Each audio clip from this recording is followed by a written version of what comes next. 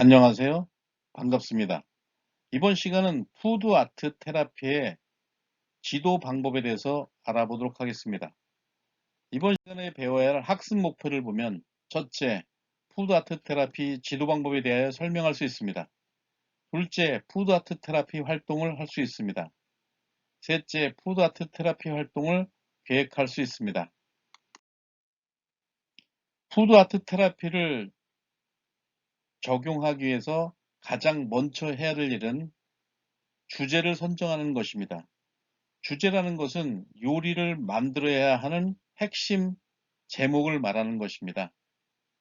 푸드 아트 테라피의 주제는 주로 만들어야 할 작품 또는 요리 방법으로 정하게 됩니다. 예를 들어서 가족과의 문제로 찾아온 내담자의 경우에는 식빵의 가족 그리기라는 주제를 선정해서 내담자가 식빵의 가족 그림을 그리는 걸 보고 거기에 과정상 또는 만들어진 작품을 보고 가족 간의 갈등이나 문제점을 진단하는 것입니다.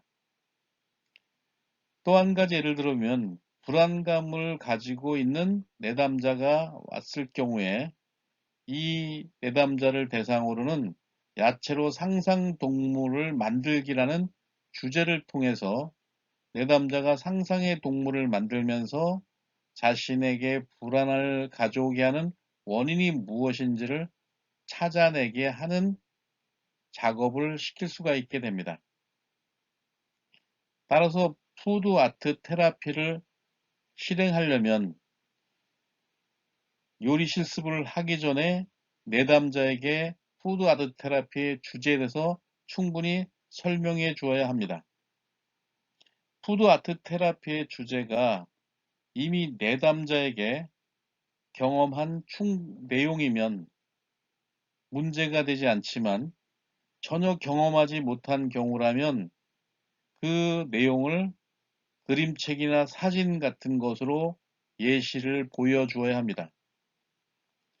예를 들어서 코끼리를 만들어서 코끼리 행동 특성에 대한 논술을 하기 위해서 먼저 고려할 것은 내담자가 코끼리를 보았는지를 알아야 하며 보지 못했는데도 만들라고 하면 만들 수 없을 뿐더러 내담자는 짜증이 날 수밖에 없습니다. 따라서 코끼리를 보지 못한 상태에서 코끼리를 만드는 푸드 아트 테라피를 하려면 먼저 내담자에게 코끼리의 사진이나 또는 그림을 보여주고 이렇게 만든다는 것을 알려주어야 합니다. 다음은 푸드 아트 테라피의 활동 계획을 수립하는 것입니다. 주제를 선정했다면 그 주제를 통해서 좋은 결과를 얻을 수 있도록 계획을 수립해야 합니다. 특히 푸드 아트 테라피는 단순히 요리 활동을 통해서 결과물을 만들어내는 것만이 중요한 것이 아니라 그 결과물을 가지고 진단하고 치료까지 이루어져야 하기 때문에 푸드 아트 테라피의 활동 계획을 수립하는 것은 매우 중요합니다. 모든 활동이 그렇듯이 아무 계획 없이 하다 보면 전혀 다른 결과를 얻을 수 있기 때문에 우리가 원하는 효과를 보기가 어려워지게 됩니다. 푸드 아트 테라피의 체계적인 계획을 위해서는 통상적으로 4가지 원칙에 의해서 결정합니다. 4가지 원칙이라는 것은 얼마나 할 것인가, 어디서 할 것인가, 어떻게 할 것인가, 왜를 결정하는 것입니다.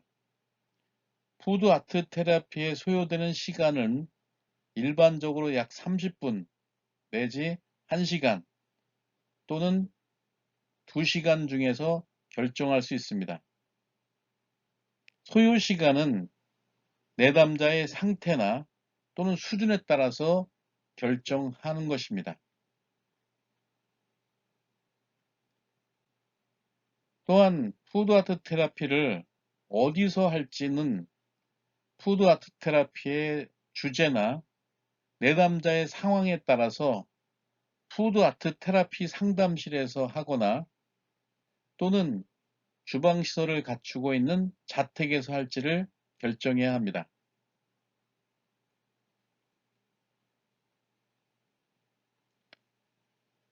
다음은 푸드아트 테라피 지도를 어떻게 할지를 결정하는 것입니다. 푸드아트 테라피 지도는 주제만 알려주고 내담자가 직접 만들도록 하는 방법이 있고, 주제를 알려주고 요리 심리 상담사가 만드는 것을 보여주고 따라 만들게 하는 방법이 있으며, 말로만 내담자가 푸드아트피를 할 수 있도록 지도하는 방법이 있습니다.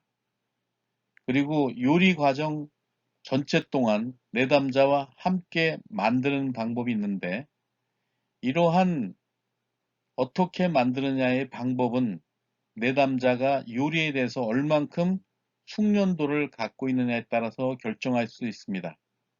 숙련도가 높은 경우에는 요리 주제만 주고 내담자가 스스로 만들게 하면 됩니다.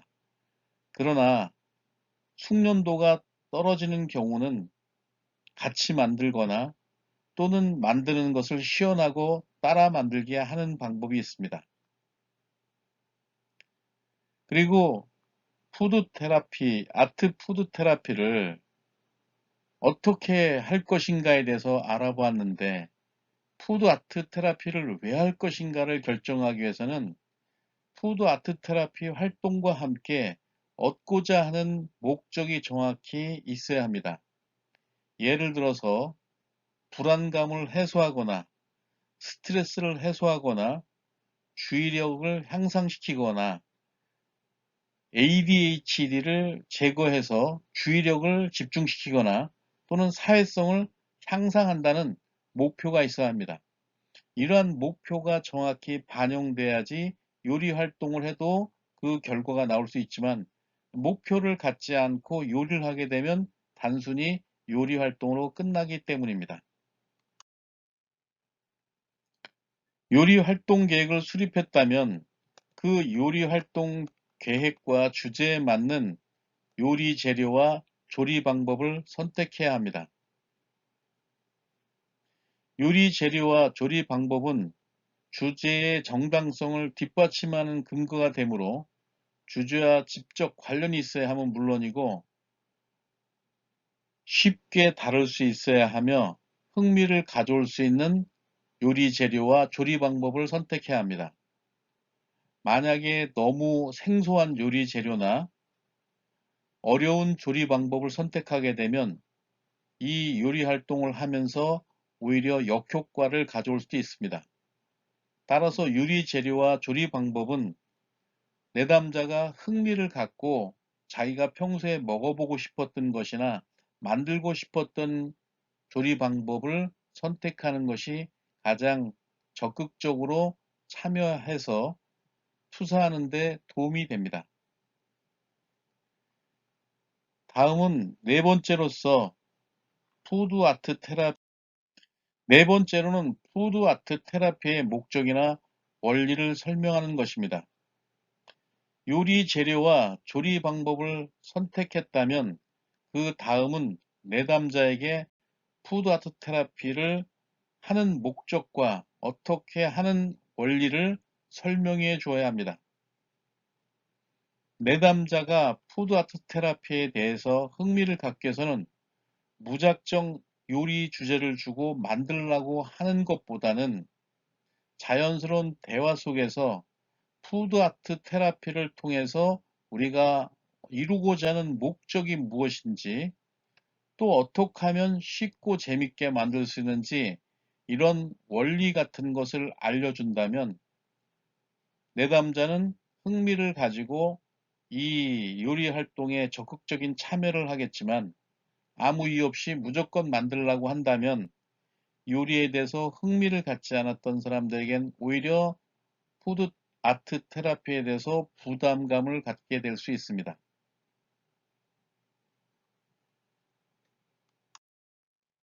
다음은 재료를 준비하는 일입니다. 푸드 아트 테라피에 들어갈 재료를 미리 준비해야 합니다.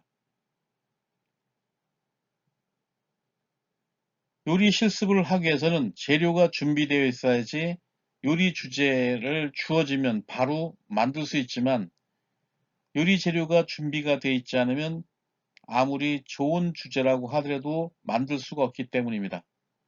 따라서 대부분은 수업을 하기 전에 바로 전에 준비를 해서 수업이 시작되기 전에 내담자에게 나누어 주는 것이 가장 좋습니다.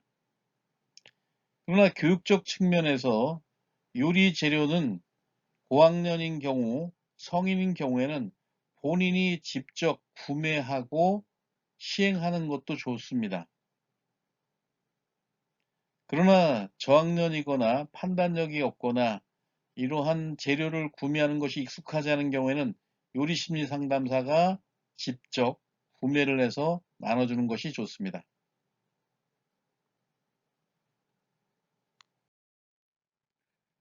다음은 만드는 방법을 지도하는 것입니다. 재료를 지급받으면 내담자는 주제대로 만들도록 합니다. 이때 만드는 방법을 잘 모르면 만드는 방법들을 지도해 주어야 합니다. 예를 들어서 머핀 장식하기를 할 때 머핀에다 아이싱으로 장식하는 방법을 알면 내담자가 직접 해도 문제가 안 되지만 만드는 방법을 모른다면 상담을 지속적으로 유지하기 위해서 만드는 방법을 지도해 주어야 합니다. 다음은 진단입니다. 내담자가 푸드 아트 테라피 중간 과정에 내담자가 요리를 만드는 과정 중에서 나타나는 독특한 현상이나 또는 작품을 다 만들었을 때 작품에서 나타나는 내담자의 내면의 세계를 통해서 진단을 해야 합니다. 이때 내담자의 표현에 대해서 아동 요리 심리 상담사는 있는 그대로 받아들이면서 자유로운 감정 표현으로 격려를 해줘야 합니다. 또한 내담자의 독특한 생각과 느낌들을 있는 대로 수용하고 그 표현을 폄하하지 말고 존중해 줘야 합니다. 진단을 하기 위해서 효과적인 방법을 보면 내담자에게 일어나고 있는 여러 가지 감정 표현을 표현할 수 있는 기회를 되도록 많이 주는 것이 좋습니다. 그리고 푸드 아트 테라피 적용 과정 중에서 내담자가 자신의 감성을 표현할 수 있는 기회를 많이 만들어주는 것은 진단할 수 있는 자료들이 많아지게 해줍니다. 소극적인 내담자, 즉 말수가 적은 사람들은 조그만 감정 표현을 해도 격려해주고 칭찬해주게 되면 자신감을 갖게 돼서 더욱 많은 표현들을 하게 됩니다. 그리고 사람은 저마다 특성을 가지고 있기 때문에 요리 심리 상담사는 이 내담자들 간에 누가 낫다, 누가 부족하다라는 비교를 하지 않는 것이 좋습니다. 그리고 내담자가 상담 과정에서 보이는 긍정적인 감성만이 아니라 내담자가 가지고 있는 부정적 감성들도 무엇인지를 자꾸 분석하고 이러한 부정적 감성을 표현했다고 해서 문제 삼지 말고 있는 그대로 받아들여 주는 것은 진단에 매우 도움이 됩니다. 그리고 요리를 만드는 과정에 우연히 발생한 내담자의 감성을 표현하게 되면 놓치지 말고 우연하게 발견된 감성이라고 하더라도 진단 자료로 활용하면 내담자를 객관적으로 평가하는 데 매우 도움이 됩니다.